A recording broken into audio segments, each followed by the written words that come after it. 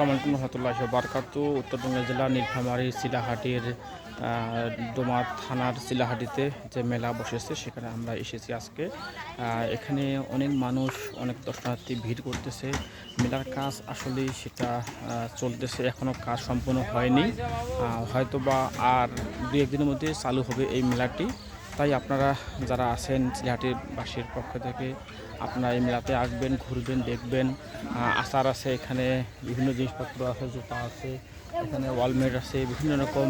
আবার এখানে এই যে আচার, সবচেয়ে বড় যে মন মানে না ফুচকা চটপটি আচারের দোকানটা, আপনারা আসতে পারেন, সবাই এখানে ঘুরতে আসতে পারেন। দেখুন আমরাও এখানে এসেছি, ঘোরার জন্য এসেছি, দেখার জন্য এসেছি। সবাই আমরা এখানে আছি। অর্থাৎ চিলাহাটির ঐতিহ্যবাহী যে মেলা, চিলাহাটির ডাক বাংলা মাঠে এটা অনুষ্ঠিত হতে যাচ্ছে। আর দু একদিন পরে হয়তো শুরু হবে, পুরোপুরি কাজ শেষ হওয়া পর্যন্ত। এখনও শুধু মানুষজন এখানে কাজ করছে, তার দোকানে সাজাচ্ছে।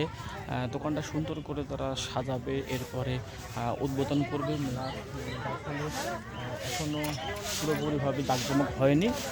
যেটা হয়তো বা আপনারা মনে করতেছেন যে মেলার যে আনুষঙ্গিক কাজ সেটা সম্পন্ন হয়নি, যার ফলে এখনও মানুষজন তেমনভাবে আসতেছে না বা আসেনি।